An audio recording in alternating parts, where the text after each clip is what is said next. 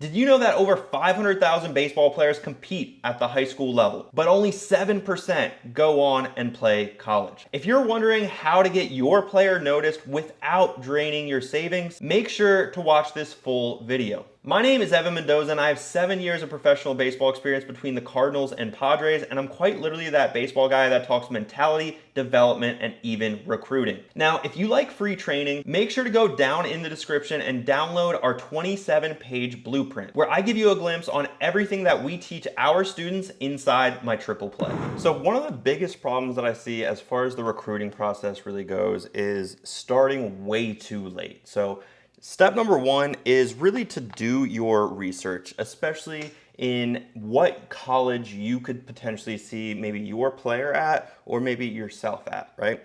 And this was something that I think I did at a very young age. I've always been kind of a little bit of a spreadsheet geek. And what I did, and I actually have this document somewhere, my mom brought it over a couple of months ago, which I thought was really interesting.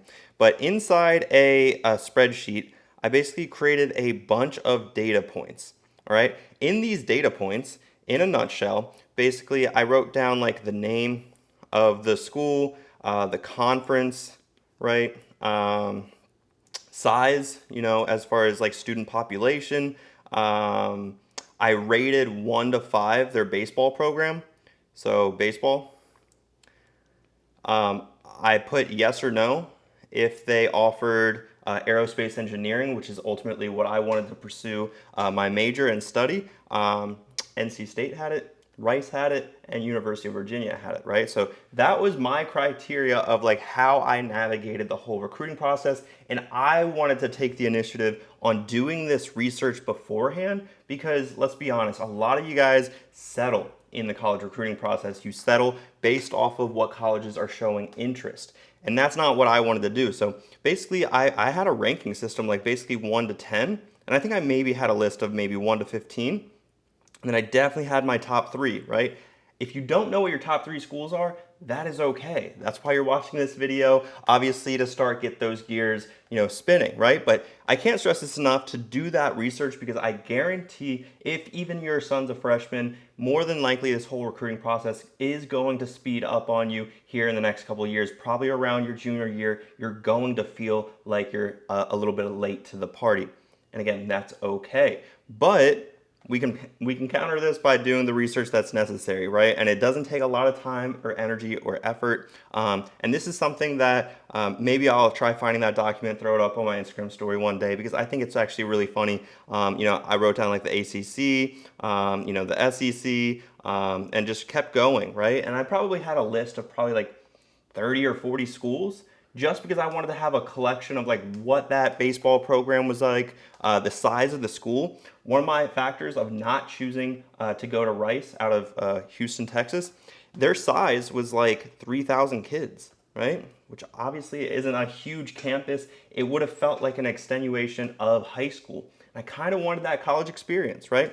So like at NC State, I think there was like 30,000.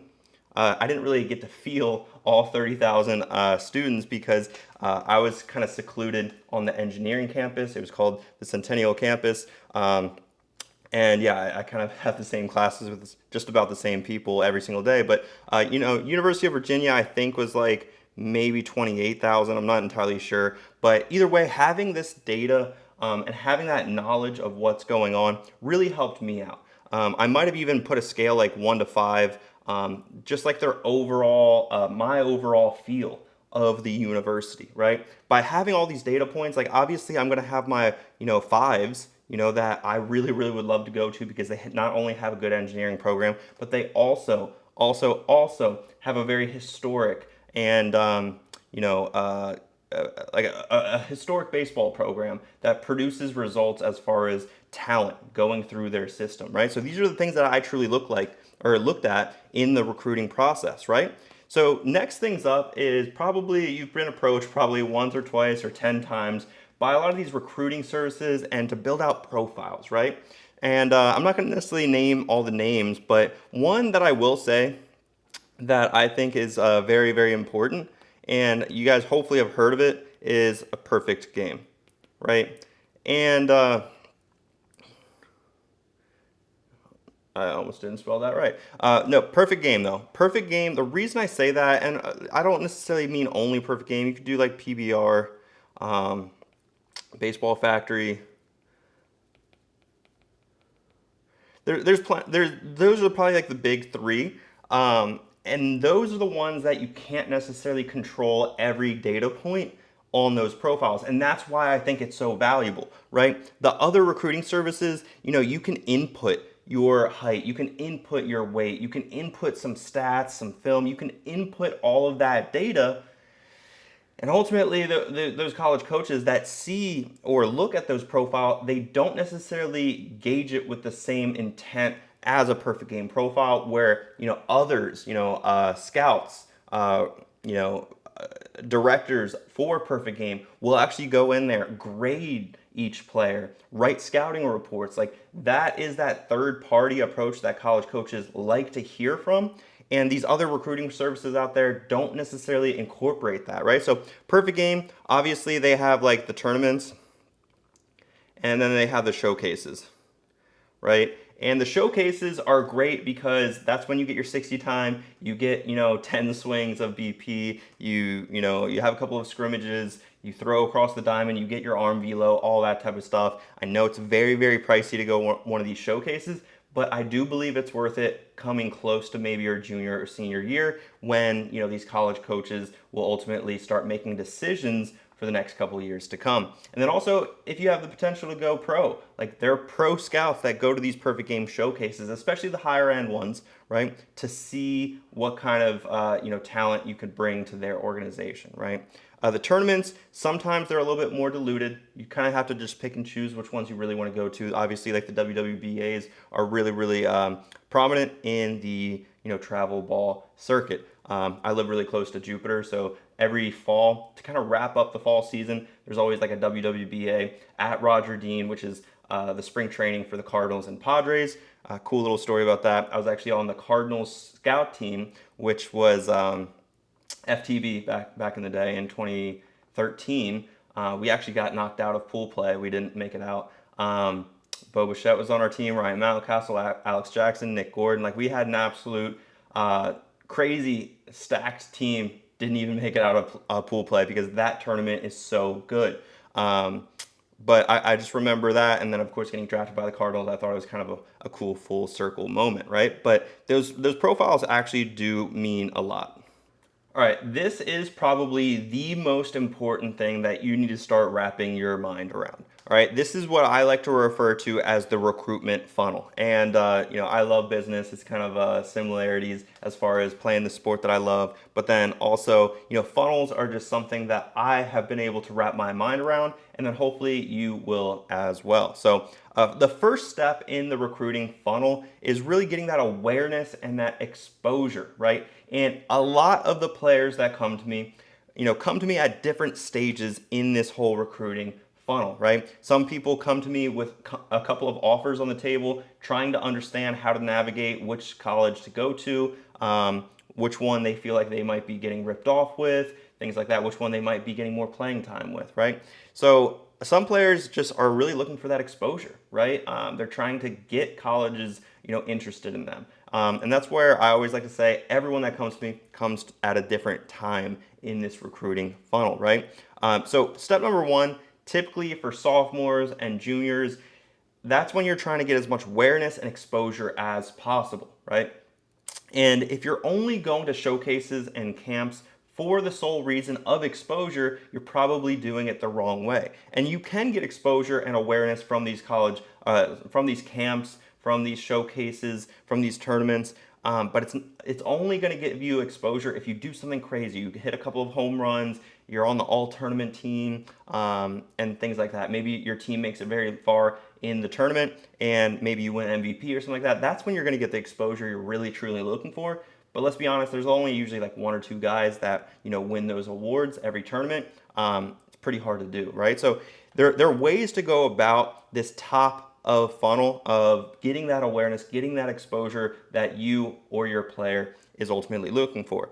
So next up, this is when we need to get evaluated, right? So first things first, this college coach first hears your name. Oh my goodness, who is this Evan Mendoza guy? He's from Sarasota, Florida. He looks like he's a two-way guy. He has a pretty good frame. You know, that's from the emails that I was sending out. Now, I kind of want to see this guy. It looks like he has a pretty decent perfect game profile. He's been to a couple of tournaments. He plays FTB. He plays at a really good high school. Okay, I'm interested. I'm raising an eyebrow. Maybe I'll try finding some film of him on YouTube. Okay, cool. Now I have a pretty good understanding. But now what I really want to do is I really want to evaluate this guy, in a random game, in a random setting. It could be at a high school game, it could be at a college game, or sorry, a high school game or a travel ball game. Either way, I need to see with my own eyes as the college recruiter what Evan Mendoza is up to in real time, right? Because obviously YouTube videos, we can chop it as much up as we wish to make ourselves look great, but these college coaches, when they come to an event to watch Evan Mendoza, they want to see Evan Mendoza fail a little bit.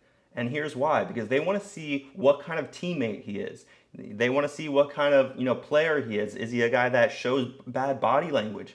Is he also a guy that's able to pick himself up after maybe, I was a pitcher, so after a couple of bad innings where I'm walking the house the first couple of innings, maybe I have 3, 4 walks in the first couple innings, am I able to regroup and become a competitor later down in that game? Maybe in the third or fourth inning, maybe I turn something around, right? That's what college coaches are doing to evaluate you as a player, right? And a lot of players think you're going to get that evaluation in an email, and that's not the case, right? If you think that a college coach can truly evaluate you based off of a YouTube video alone, he's not going to be able to understand the full story. And that's something that I want you guys to understand as far as this journey that you're going to be on, right? So after the evaluation, this is when you get some college interest, right? This is when you're communicating with them a little bit more frequently. Maybe they've invited you to come, to see the campus. Maybe they just want to meet at a tournament or at a showcase. Maybe you're shaking hands a little bit more frequently with these college coaches.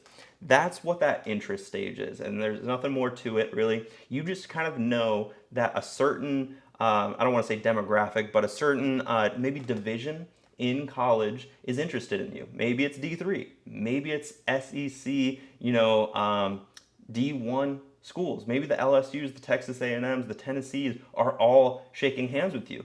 Now you have a pretty good grasp on where you could potentially see yourself playing, right? Especially if you're shaking a lot of those coaches' hands, right? So next up is you finally land some offers, which is the exciting part, right? This is when you kind of start to realize that it's going to be coming true here in the near future. And one mistake that I did is when I started receiving these offers, I was very, very hesitant because obviously I had my top 3 schools. I received offers from not my top 3 schools, but I also kind of knew I was going to be able to land a college commitment to one of those top 3 schools when the time came, right? A lot of times, and it's a funny little story, so when I actually received the offers from my top 3 schools, all 3 of them, my mom kind of got mad at me, and we had a little bit of a fight because I think a week went by, and I was dragging my feet. I was kind of in this analysis paralysis. Which one should I go to, right? Ultimately, I chose the best decision of my life, played at NC State for 3 years. I went in as a two-way. I really only pitched my freshman year, did not do good, and then the coaching staff is something that I really bought into, and I knew that they were the right fit for me, where sophomore year, I transitioned into a third baseman. If I went to another, school in the state of Florida, let's say, whether it was UF or Miami or Florida State, they would have told me to kick rocks, go to JUCO. They would have kicked me out, basically, said, hey, come back when you're ready, when you've proven that you're ready to be a Gator or a Seminole or a Hurricane, right? NC State, their coaching staff had a little bit more of a belief system that I just felt, right? That they kind of told me, hey, you're going to be a pitcher your freshman year, but we still like what's going on. Of course, I worked hard to be able to transition, but besides me, let's get into that last stage. We're going to finally decide and we're going to finally call up that coach and say, hey, I want to take my talents to Raleigh, North Carolina, and I want to become part of the Wolfpack. And that's basically exactly what I said. I didn't necessarily use the LeBron quote, but I did say I wanted to join the Wolfpack, and Chris Hart shared some excitement with me, and then obviously that took so much weight off of my shoulders. I finally realized that I was going to be going to college to play baseball. One of the best experiences in my life was playing at NC State for those 3 years, just part of a very, very good winning culture. So next thing up, I really want you guys to understand one of the key aspects in that entire funnel is obviously how well you're able to network and how well you're able to also outreach. And I'm not going to go into super big detail on this email template because I have created other trainings here on YouTube. If you just check out my profile or on my channel, you'll be able to see a video where I literally dive into this entire email template. I go line by line why it's important and how you can implement it for your outreach to college coaches. And then also it's on my Instagram if you find it. I'm not going to go into super big detail on how you can find this, but trust me, there's a way. You just basically DM me the word email. I'll send it over to you. But it's probably much easier to just go to that YouTube video on my profile. But guys, have a template in place, have a structure to not only your development side of things, because that's ultimately very important. It's probably way more important than this, to be completely honest with you. But this is something that you guys are always asking me on how to craft a good email about my email template. Of course, I implement an outreach system to efficiently reach out to these college coaches. It's not just sending them out manually one by one. I efficiently do it, and it's not a copy and paste system. Obviously, if it was a copy and paste system, these college coaches would start hating on me because I'm basically batch sending a ton of emails to these college coaches. Like, they wouldn't necessarily appreciate that, right? No one likes spammed type emails, right? And I guide you in a way to kind of counter that, but in an efficient way. So make sure that you're not neglecting the networking, and then as well as the outreach to these college coaches, initiating those conversations, sparking the exposure and the awareness. That way they can evaluate you, they can show some interest, and then they can offer you, all right? So as far as how we're able to get a scholarship, this is where we need to understand there's going to be a couple of steps in this process. So step number one is really understanding that we need to have the skills, right? If you think that you're going to be a D1 baseball player just simply by crafting the perfect email, you have been fed some bad information, right? So we need to have the skills, we need to be physically developed, and that's for another conversation another time. And I've done a lot of videos on the priorities we need to have as far as in our mind, right? We need to understand we have to be a good baseball player. So if we're pushing off our physical development or we're neglecting our mental development, we're probably not necessarily going to be in that 7 or less percent of all high school baseball players that can play at the next level, right? So, we need to understand that skill development, but then we need to do some research, all right? And obviously research is very important. Like I said, in that spreadsheet that I created, it gives you that interest. It also realizes your dreams, because then you start looking into it. What would actually fit me? What campus, what location would actually fit me? What major am I really looking to study? You're starting to almost like put it out there in the world. A lot of people like calling it, you're manifesting it out there just by creating those thoughts, right? So you need to understand that you have to do the research after you're starting to develop your skills and you're ultimately, on a good regimented plan, you're on a structured program, you've built out a pretty good sustainable routine that you can do just about every single day, right? So next, after we do the research, we can do some profile building. And that's, again, like perfect game tournaments, PBR. Basically, those are the things that are third-party controlled. Yes, we can input a couple of contact point informations, but ultimately, this is going to be the way that these college coaches trust that we're actually who we are and we are as good as we say we are, right? So after we create that profile, one area that I feel like just everyone neglects is just what I said earlier, the networking, guys. It's something that I guess takes a little bit of confidence. You kind of just have to saddle up and send off those emails and trust in your abilities, guys. If you don't trust in your abilities, more than likely you're not going to email college coaches. And I've had conversations before, especially with parents that are like, yeah, my son really wants to go play college baseball. And of course, this is a conversation when the player's not necessarily on the call. And I'm like, okay, well, how many emails has he sent to college coaches? And I think this specific conversation was with a senior, right? And they said, oh, well, none. And I said, well, why not, right? Why hasn't he sent any emails? Like, if he wants to play college baseball, he probably should be sending emails. Wouldn't you agree? The parent agreed with me, but either way, if you want something that bad, nothing's going to get in the way, right? Nothing's going to stop you. You are going to be a college baseball player. no matter what. Nothing is going to get in your way. And this misbelief or this mindset of, I don't know how to send an email, or I don't have the confidence to send an email. We need to break those beliefs as soon as possible, right? Hopefully on this call, maybe you can tell your son right now, hey, I don't care you're scared. I don't care you don't know how to. Just start sending emails. What you might do though is create a bad first impression, because you only get one of those, right? So I always say to be weary of that, because that is something that I always instruct my students. I don't want them to send just random emails. I want them to follow the processes I lay out for them inside my academy. All right, so after the networking, this is when we ultimately start, we can apply to schools, or we can basically commit, right? And this is when we can ultimately maybe we're not getting the interest we're looking for, and maybe we think we have a chance to walk on at a certain university. Maybe we are going the JUCO route. This is when we can apply to schools, apply for scholarships even. This is, an area that I can talk about in another video, but there's ways to be creative in how these baseball programs construct these scholarships for the players. You might, and to be honest with you, I know the landscape has changed so much in the past year with the transfer portal, with the added bump of more scholarships.